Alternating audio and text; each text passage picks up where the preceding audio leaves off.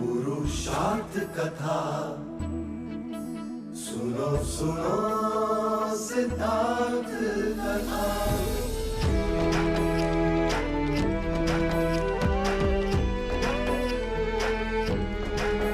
संसार में दुख का कारण क्या,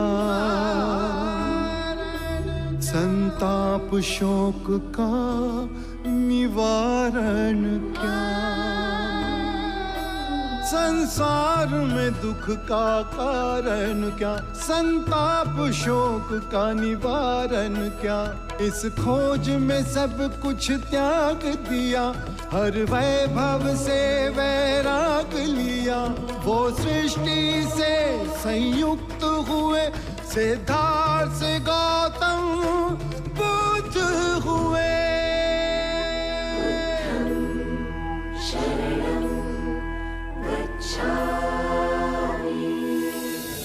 En mi ausencia completaron En capítulos anteriores. el ritual de iniciación. Están en un grupo que bendecirá a los monjes. Quienes quieran volverse monjes y no logren venir a este lugar, pueden ser monjes en su pueblo, dentro de su familia. Sean el ejemplo de la más alta virtud en su entorno. Y el ser discípulo será una tarea solamente suya.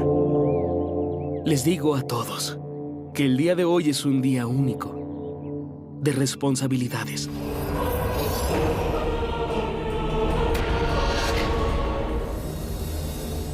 Pero con esa arrogancia, se declaró Buda de ese día en adelante. ¡Qué tristeza! Y él no cree en los Vedas. Y para él, las escrituras no significan nada. ¿Qué tal si creamos un enemigo que ataque a nuestro otro enemigo? El hijo de su majestad, Bimbisar, el príncipe, el gran Ayat Shatru. Si lo धर्म का मार्ग मिले तो केवल मुझे नहीं, वो सबके लिए उपलब्ध होना चाहिए। और अंत में मेरी भयानक परीक्षा हुई। काम, क्रोध, माया, वासना, तृष्णा मेरे सामने कई रूपों में आए, पर मैं विचलित नहीं हुआ, अडिग रहा। मैंने संकल्प लिया, प्राण जाए या परम सत्य उपलब्ध हो। और अंत में मुझे परम सत्य प्राप्त हुआ।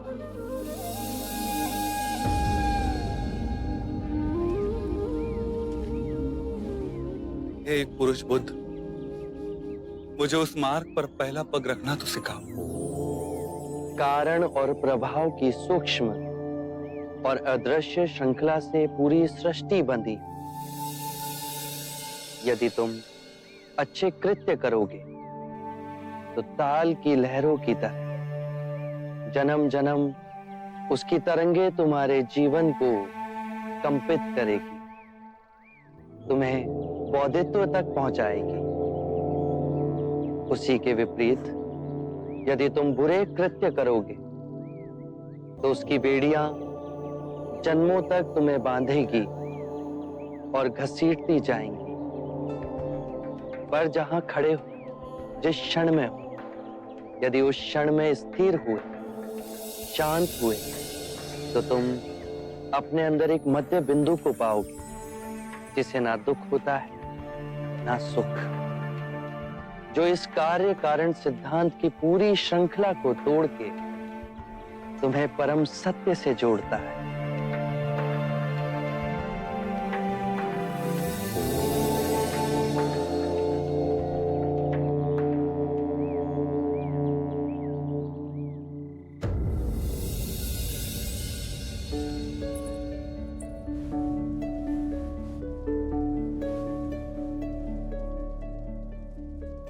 यशो,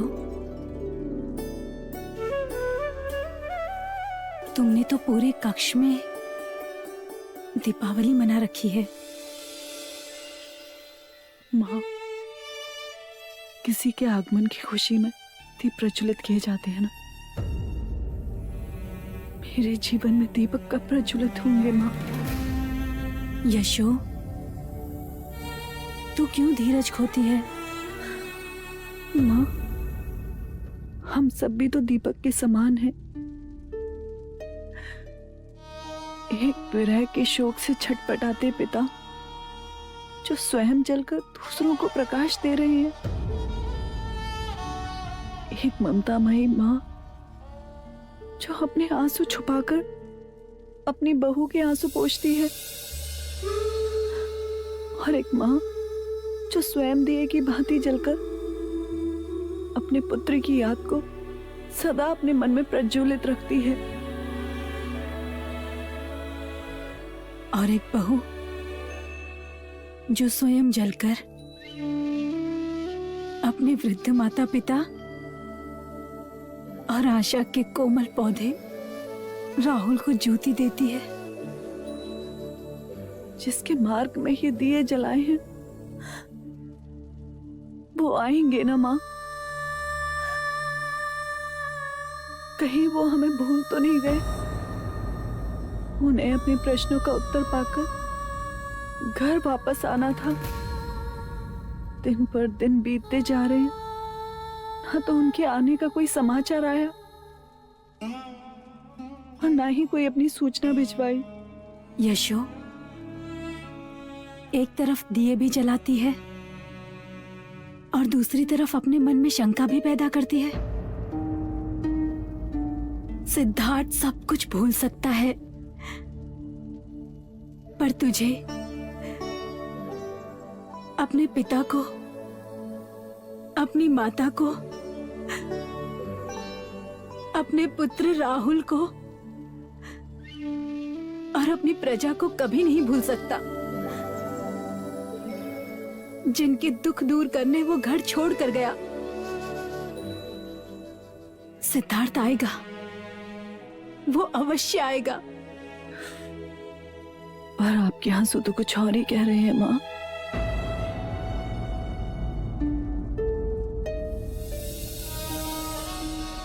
और कितनी प्रतीक्षा करूं माँ? कब तक दिए की भांति दिन रात जलती रहूं?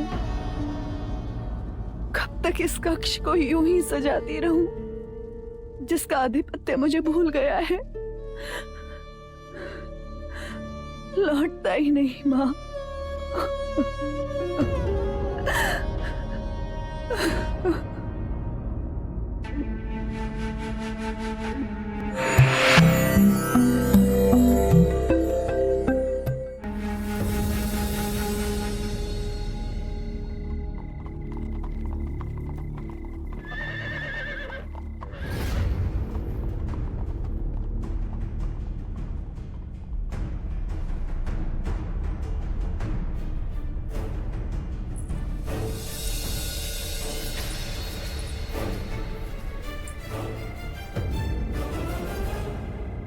इस समय महल से बाहर कौन जा रहा है?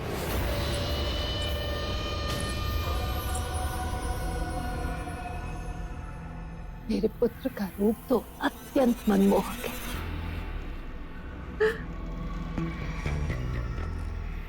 मेरी बुद्धि की दाद नहीं दोगी माँ? अरे मेरे होनहार पुत्र, क्या दाव खेला है तूने? नंद को ही महाराज के विरोध कर दिया। एक तीर से दो शिकार। बस देव अब इन दोनों के बीच में एक ऐसी दीवार खड़ी करते कि महाराज कभी भी नंद को राजगद्दी देने के बारे में ना सोचे। महाराज नंद को राजगद्दी दे भी दे तो क्या, इसके बाद नंद रहेगा तो मेरे हाथों की कठपुतली बनकर ही। रंग भवन की लत एक बार उसे लग गई तो राजकाज सब भूल जाएगा। मदिरा के नशे में ऐसा डुबोऊंगा उसे, फिर कभी उबर ना पाएगा। वासनाओं के धागे से ऐसा बांधूंगा उसे गणिकाओं के साथ कि फिर उसका पतन निश्चित है। महाराज उससे घृणा करने लगेंगे। मैं भारी जाऊं मेरे सुपुत्र। सिद्धार्थ रुक गया। अब नंद को ऐसे कुएं में धकेलूंगा कि जीवन भर वहीं सड़ता रहेगा।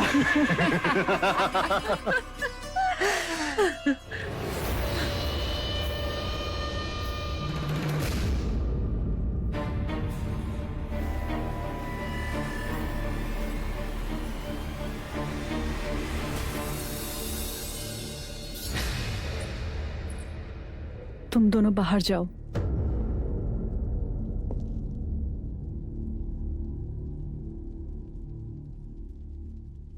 कहाँ जा रहे हो नंद?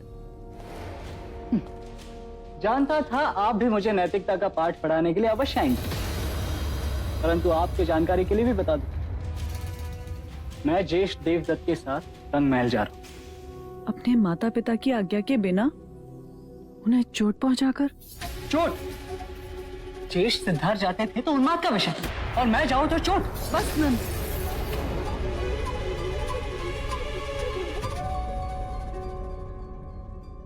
किस मुंह से तुम अपने ज्येष्ठ से अपनी तुलना कर रहे हो? इतने से भी गुण है तुम्हारे अंदर, तुम्हारे ज्येष्ठ जैसे।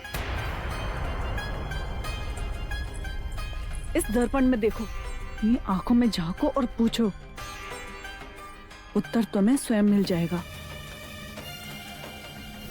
ठीक है, मान गया मैं उनके जितना उच्च नहीं। प्रश्न ऊंच नीच का नहीं है। तुम्हारे ज्येष्ठ को सन्यासी होने का विचार काफी कम उम्र में आया। क्या सपने में भी तुम्हें यह विचार आया? अपने माता पिता की मनोस्थिति को समझो, उनकी चेष्टा थी कि तुम्हारे ज्येष्ठ विलासी बने, जिससे सन्यासी होने का विचार उनके मन से धीरे धीरे समाप्त हो जाए। गणिकाओं के मुंह के पल्लू में बंधकर तुम सर्वनाश की ओर जा रहे हो। ऐसी कितनी सुंदर प्रवीण गणिकाओं ने तुम्हारे ज्येष्ठ को रिझाने की चेष्टा की, वो नहीं रिझे। सारी गणिकाओं ने तुम्हारे ज्येष्ठ के सामने हार मान ली। तुम अपनी तुलना अपने ज्येष्ठ से कर रहे हो तो सत्य सुनो, आम्रपाली भी तुम्हारे ज्येष्ठ को मोहित ना कर सकी। कीचड़ में खिलने वाला हर फूल कमल नहीं होता नंद। और फिर तुम्हारे ऊपर तो बहुत सारी जिम्मेदारी है। महाराज से लेकर कपिलवस्तु की सारी प्रजा को तुम्हें ही संभालना है। तुम भविष्य हो हमारा।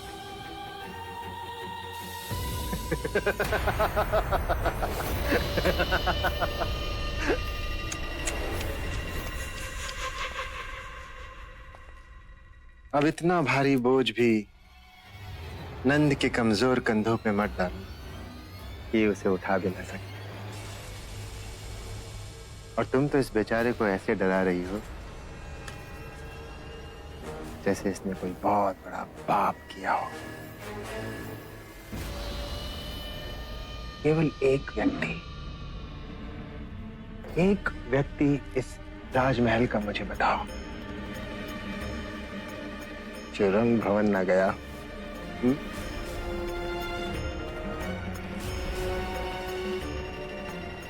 है कोई जवाब? नहीं है ना? तो नंद क्यों ना जाए?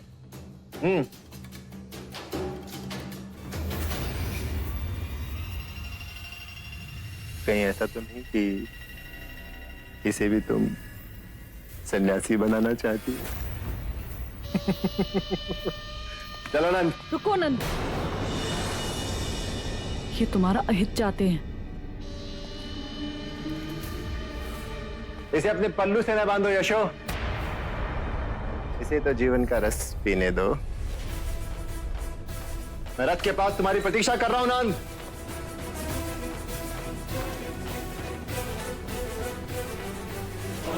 नंद,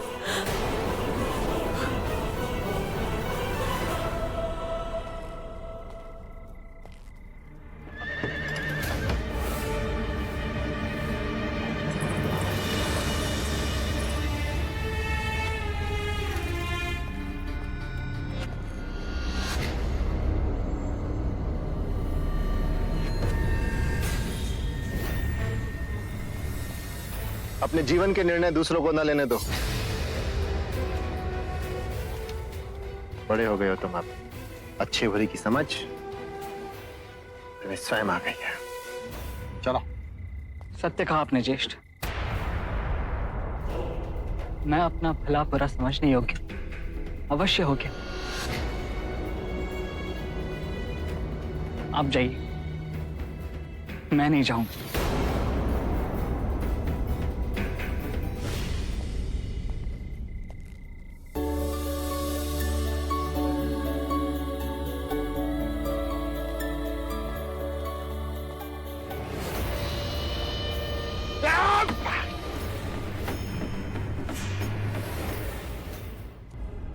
Oigan, qué bien traerá el Buda a nuestro pueblo, si él fue capaz de abandonar a su esposa en su hogar. ¡Van a dejar pobre a la sociedad! ¡Retírense de aquí! ¡No se atrevan a volver a este lugar! ¡Largo! Es mi hijo amado, Ayad Shatru. Que te bendiga. Lo lamento, pero ante nadie inclino mi cabeza.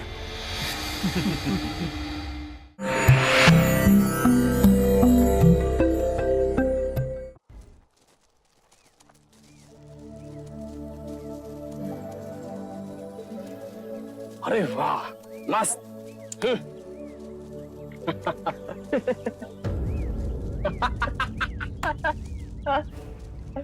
देख, ओम भगवती भिक्षाम देहि। हट्टे कट्टे हैं, नौजवान हैं, फिर भी कटोरा उठाकर भीख मांगते फिरते हैं। शर्म भी नहीं आती इन्हें।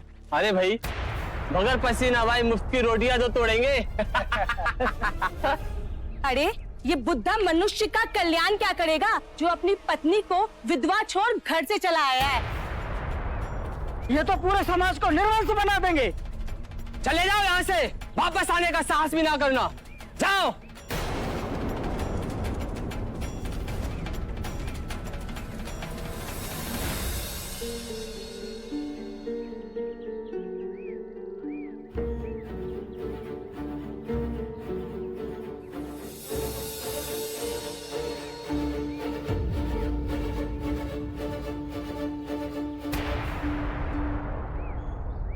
राजगृह वालों ने भिक्षा नहीं दी। गुरुवर, हम यहाँ से किसी और स्थान पर नहीं जा सकते? अवश्य जा सकते हैं, पर जो तुम्हें यहाँ अशांत कर रहा है वो किसी दूसरे स्थान पर भी अशांत करेगा। नहीं गुरुवर, यहाँ के लोग हमारा अपमान करते हैं, हमारा उपहास करते हैं, ताने मारते हैं, और तुम्हें क्रोध आता है। यदि यही लोग तुम्हारे पथ पर फूलों की पंखुड़ियां बिछाएंगे तो तुम्हें प्रसन्नता होगी। अर्थात तुमने अपनी शांति की कुंजी को दूसरों के हाथों में सौंप दी है। बाहर की बात तुम्हें विचलित भी कर सकती है और तुम्हें प्रसन्न भी कर सकती है।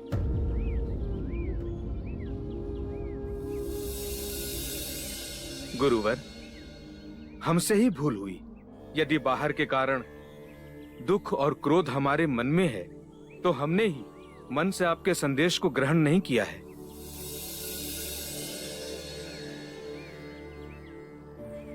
मन में यदि प्रतिशोध का भाव आया तो ये समझना कि तुम अभी परम सत्य से बहुत दूर हो। आप कहते हैं तो मन क्षण में समझ जाता है। एक बात हमेशा याद रखना कि कोई भी नई बात लोग आसानी से ग्रहण नहीं करते। तुम उनकी सदियों पुरानी धारणाओं को तोड़ रहे हो। वो तुमसे प्रेम नहीं करेंगे। पहले पहले वो तुम्हारा उपहास करेंगे, फिर हिंसक होंगे, फिर तुम्हारी उपेक्षा करेंगे, फिर तुम्हें स्वीकार करेंगे। ये परिवर्तन तुम स्वयं देखोगे। बस अपना धैर्य और सहनशीलता ना छोड़ना।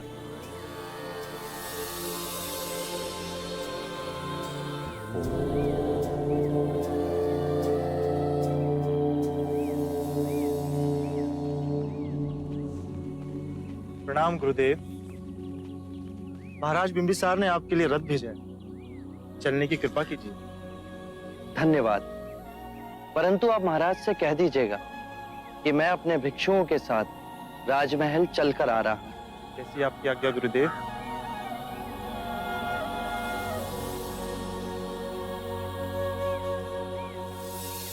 मेरा बच्चा, मेरा बच्चा। बहन, अब इसके अंतिम संस्कार का समय आ गया है। नहीं, भगवान, भगवान मेरे बच्चे को जीवित कर दो। तुमने इसके प्राण लिए, अब तुम इसके प्राण लौटा दो। मेरा बच्चा। किसा गौतमी, जो मर गया लौट कर नहीं आता। कोई है जो मेरा दुख समझेगा।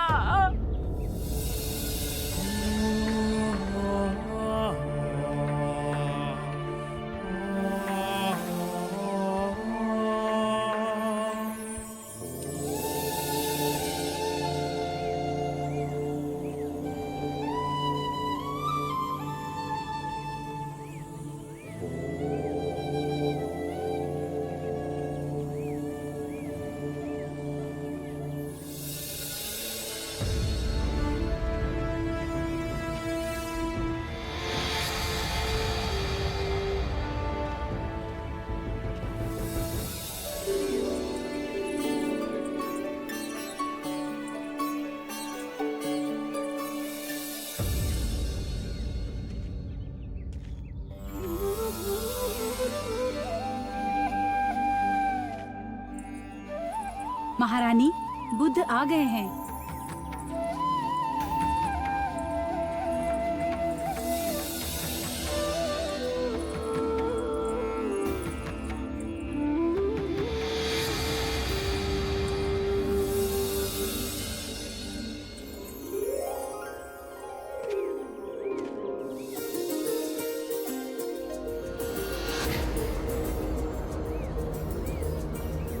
ये मेरी पत्नी है, महारानी वैदी। ये मगध के कुलगुरु, सभ्यता और संस्कृति के धरोहर, मगध के सेनापति और मगध के महामहिम मंत्री। आइए, आपका स्वागत है।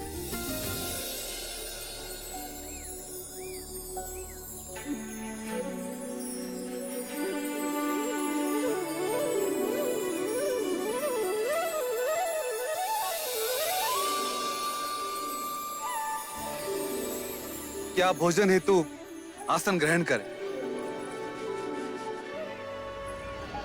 आसन ग्रहण करें।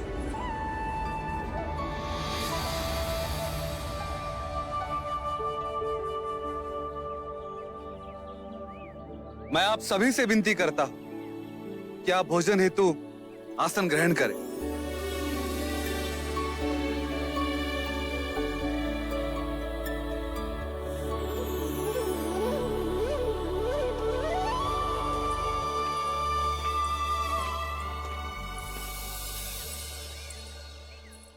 सेनापति,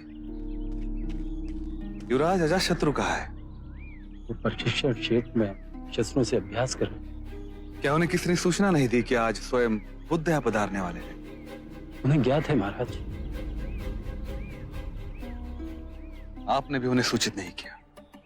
पर मैंने तो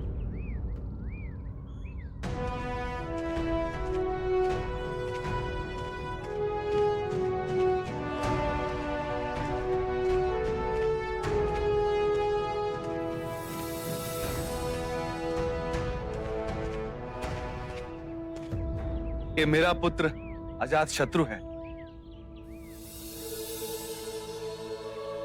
आशीर्वाद दो। क्षमा करें, मैं अपना शीश किसी के आगे नहीं झुकाता। ये बहुत अच्छी बात है। किसी के दबाव से शीश झुके, ये बुरा है। कहने का अर्थ है, जब तक मन में सम्मान ना हो तो किसी के आगे शीश झुकाना। परेशान ना हो, मैं समझ गया। फिर कोई विशेष उपलब्धि भी तो होनी चाहिए। शस्त्र विद्या में निपुण हो? कभी अपने हाथ से तलवार बनाई है? मैं युवराज हूं, मैं तलवार क्यों बनाऊं? हाँ, युवराज शस्त्र बना सके ये तो आवश्यक नहीं, पर जब शस्त्र बनाने वाला तुम्हारे समक्ष कोई तलवार लाता है तो कैसे अनुमान लगाते हो कि उस तलवार के क्या गुण हैं? उसकी धार को देखकर उसे चला उसकी चपलता माफ कर। अर्थात किसी भी बात का परीक्षण किए बिना तुम नहीं मानते? जी। यदि धूप खिली हो तो उसकी ऊष्मा कैसे नापते हो? कहना कठिन है। सरल है, बहुत सरल। जिसे जितनी धूप की आवश्यकता होती है वो अपने स्वभाव के अनुसार उसे ग्रहण कर लेता है। घास का तिनका अपने अनुसार, सूरजमुखी अपने अनुसार और ताड़ का वृक्ष अपने अनुसार। ताड़ का वृक्ष तो ऊपर और ऊपर उठता है सूर्य की किरण को पाने के लिए। तुमने एकदम सही पहचाना। इतना शक्तिशाली, इतना विशाल ताड़ का वृक्ष ऊपर की ओर ही उठता है, अर्थात ऊपर उठना प्रकृति का नियम है।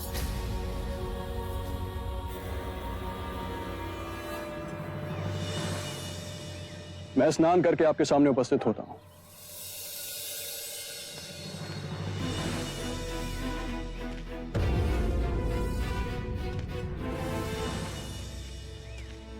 ना समझ है उसकी ओर से मैं आपसे क्षमा मांगता हूं। इसकी निर्भीक बातों ने मुझे प्रभावित किया।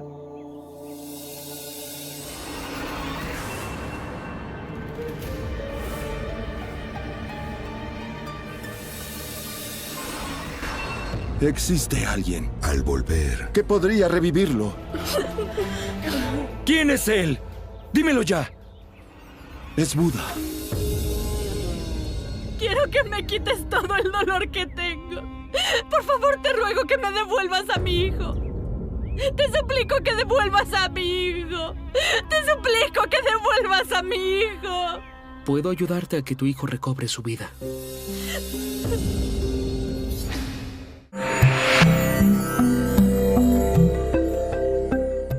नहीं जाएगा मेरा बच्चा, कहीं नहीं जाएगा।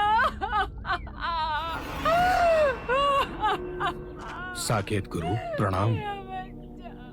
इस पगली को समझाइए बच्चे का क्रियाकर्म करना है और ये अपने बच्चे को छाती से चिपकाए हुए है, छोड़ती ही नहीं। गुरुजी मेरे बच्चे को बचा लो, मेरे बच्चे को बचा लो गुरुजी। देखो, बच्चे को बचा लो। समझो तुम्हारा दुख दूर हुआ। एक व्यक्ति है जो इसे जीवित कर सकता है। कौन है गुरुजी? उस व्यक्ति के चरण तो हमारे महाराजा भी छूते। उनके पास सभी प्रश्नों के उत्तर हैं। तुम्हारे इस मृत बच्चे को वो अवश्य ही जीवित कर देंगे। कौन है प्रभु? कौन है गुरुजी? बताइए ना। बुद्ध। बुद्ध? गुरुजी कहाँ मिलेंगे वो? राजमहल में। वहां जा और बुद्ध का नाम पुकार। मेरा बच्चा।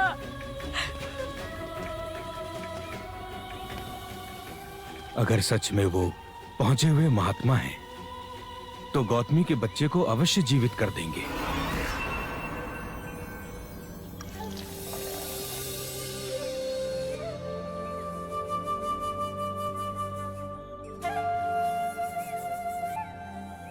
मुझे मुझसे मिलने। तू इधर क्यों आई है? तेरा इधर कोई काम नहीं है, चल जा यहाँ से। कृपया कीजिए, मुझे अंदर जाने दीजिए। मुझे बुद्ध के पास जाना है। इस निर्धन की दुहाई कोई नहीं सुनेगा क्या? मुझे जाने दीजिए।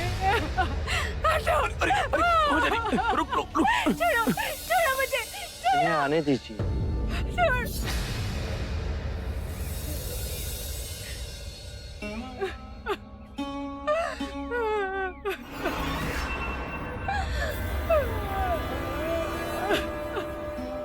मैं बहुत आशा लेके आई हूँ आपके पास। प्रभु, प्रभु मेरे बच्चे को जीवित कर दीजिए। मेरे बच्चे को लौटा दीजिए प्रभु। इस निर्धन की पीड़ा का निवारण कर दीजिए। मेरे बच्चे को लौटा दीजिए प्रभु। मुझे मेरा बच्चा लौटा दो। मुझे मेरा बच्चा लौटा दो प्रभु। मैं तुम्हारे बच्चे को जीवित कर सकता हूँ, पर उसके लिए तुम्हें एक काम करना होगा। किसी भी एक घर से एक मुट्ठी सरसों के दाने लाने होंगे। हाँ प्रभु, मैं तुरंत लेके आऊंगी। पर एक बात ध्यान रहे, ये सरसों के दाने केवल उसी घर से लाना जिस घर में कभी किसी की मृत्यु नहीं हुई हो। हाँ प्रभु। मेरा बच्चा।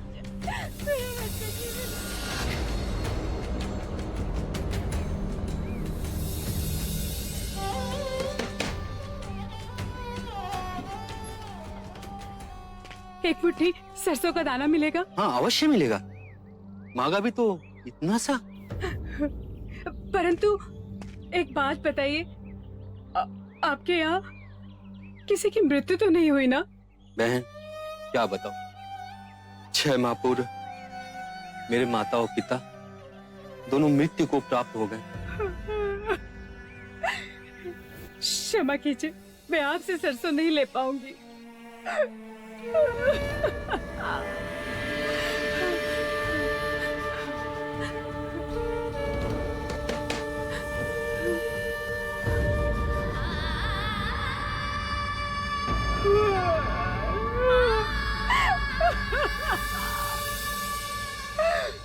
मेरी पत्नी का देहांत हो गया। मेरा युवा पुत्र मर गया। मेरा पुत्र, मेरी बहू दोनों मर गए। मेरी बीवी, मेरा बच्चा सब बाढ़ में बह गए।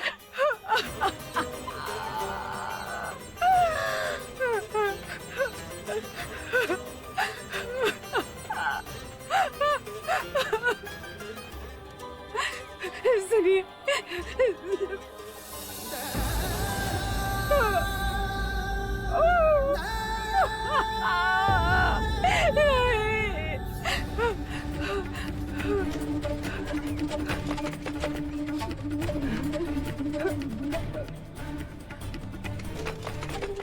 खोलिए, कोई है?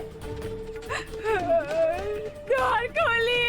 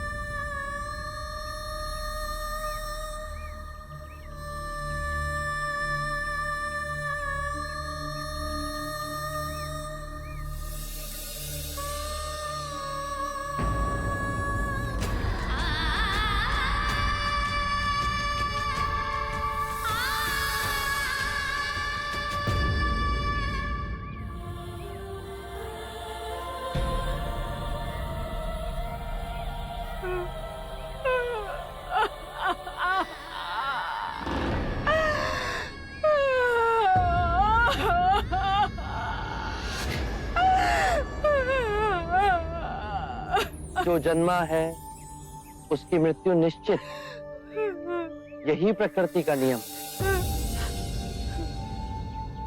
चाहे युवा हो या वृद्ध, या ज्ञानी हो या अज्ञानी, मृत्यु सभी को आनी।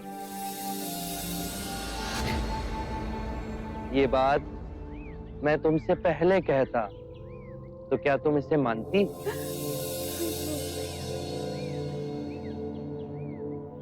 चंद्रमा हर रात्रि आकाश में यही परम सत्य दर्शाता है। पहले वो खिलता है, फिर उगता है और पूर्णिमा को पूर्ण गोलाकार आकार लेता है, और अमावस्या को वो लुप्त हो जाता है। परंतु वो लुप्त नहीं हुआ, वो केवल अप्रगट हुआ। तुम्हारा पुत्र अभी जीवित है, परंतु तुम्हारे अंतर में। हाँ, उसकी अटखेलियां, उसका बालपन। तुम शांत हुई तो समझ सके। परम सत्य ये है कि जब तक सृष्टि रहेगी, दुख मनुष्य के साथ छाया की तरह चलेगा।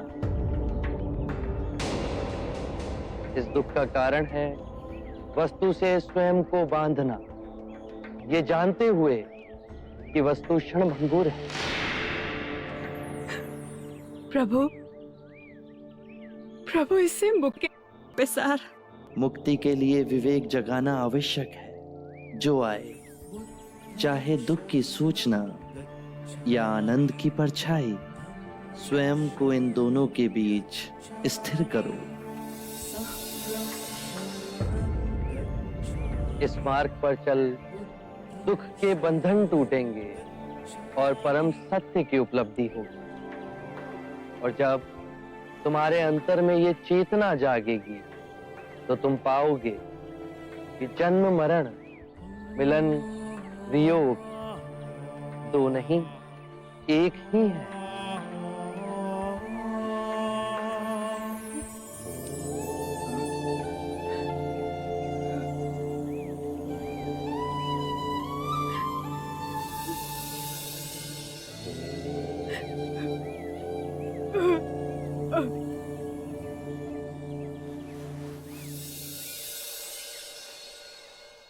मैं आपसे विनती करना चाहता हूं, क्या मैं आपको एक तुच्छ भेंट दे सकता हूं? आप तो सभी बंधनों से मुक्त हो गए हो, किंतु ये भेंट मुझे आपसे बांधे रखेगी। मगध के मुख्य द्वार के पास बांस का कुंज है, वेलुवन उसका नाम। मुझ पर उपकार करके इसे आप ग्रहण करें। मेरी ओर से आपको और आपके भिक्षु को एक तुच्छ उपहार है। आभार आपका। हम वर्षा ऋतु के 4 मास वहीं रहा करेंगे।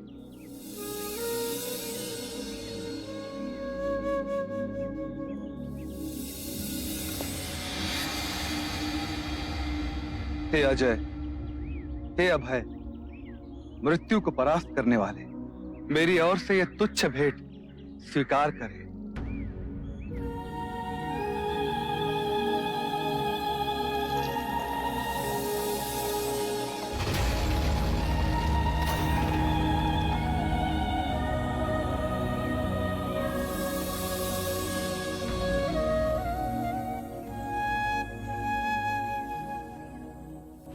Es mi última advertencia, no volveré a decírtelo. Si tú eres parcial sobre la educación de Nand, o con cualquier príncipe que sea de la familia, serás severamente castigado. Esta es la última vez que te advierto que no lo hagas, Devdut. ¡Insolente!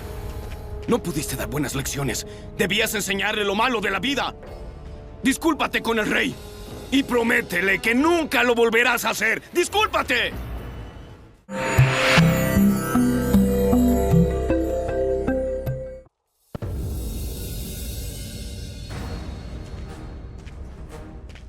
Devdutt ने सारी सीमाओं का उल्लंघन कर दिया।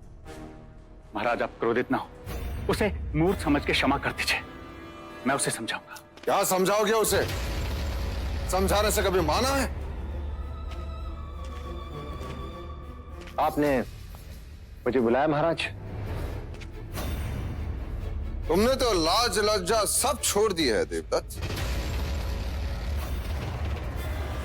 मैंने? महाराज, उस रात तुम्हारा अनुकरण कर नंद मदिरा में धुत था। बेहोश मनुष्य से बात करना मूर्खता है, इसलिए मैं चुप बैठा। एक बार तुम भी मदिरा के आवेश पे हमारे सामने अशिष्टता कर चुके हो देवदत्त, और तब भी तुमने सिद्धार्थ का नाम लिया। तब भी मैंने तुम्हें बुद्धिहीन समझकर क्षमा कर दिया था। पर महाराज मैं मेरी बात ध्यान से सुनो। ये हमारी तुम्हें अंतिम चेतावनी है। इसके पश्चात हमारे सामने स्वयं नंद को अथवा राज परिवार के किसी भी युवराज को लेकर पक्षपात किया, उसका बहुत बड़ा दंड तुम्हें भुगतना होगा।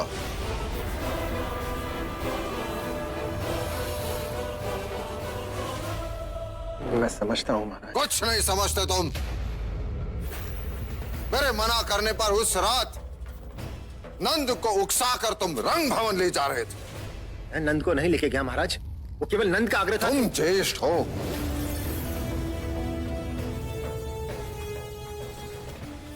कल यदि वो कहे कि मुझे कुएं में ढकेल दो तो तुम उसे कुएं में ढकेल दोगे। इसके पश्चात नंद रंग भवन नहीं जाएगा। यदि वो गया तो उसका उत्तरदायित्व तुम्हारा होगा। निर्लज्ज! अपने अच्छे गुण तो न सिखा सका तो अपने अवगुण सिखा रहा हमारे नंद को। क्षमा मांग महाराज से, और दोबारा ऐसा नहीं होगा इस बात का वचन भी दे।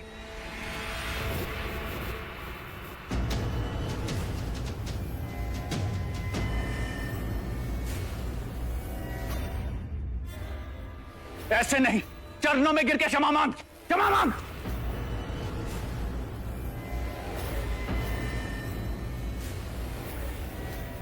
बस देवदत्त, बस।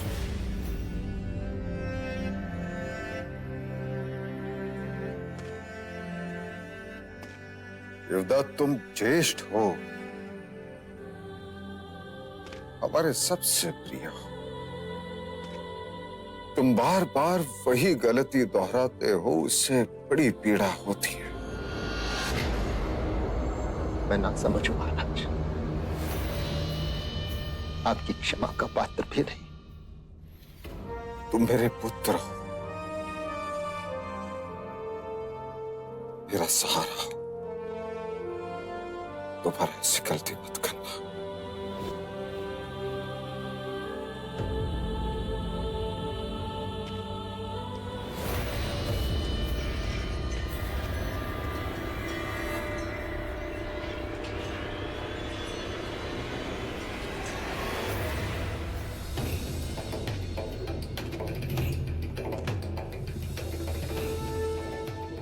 अपमान के इस घूंट को पी जाओ देवदत्त।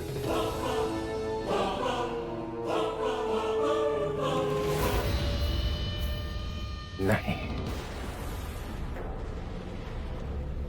इनसे इनकी राजगद्दी छीन कर इनका वास्तविक स्थान दिखा के रहूंगा। कैसे? और कौन है जो तुम्हारी ये महत्वाकांक्षा पूर्ण करेगा? है एक व्यक्ति, अजात शत्रु। अब देखना अजात शत्रु को कैसे मोहरा बनाकर सारा खेल पलटता है देवदत्त। आरंभ हो गई निर्वाण प्रथा, सुनो सुनो ये बुद्ध कथा। ये संसार जिसे हम यथार्थ मानते हैं, दुख और पीड़ा का क्षणभंगुर खेल है।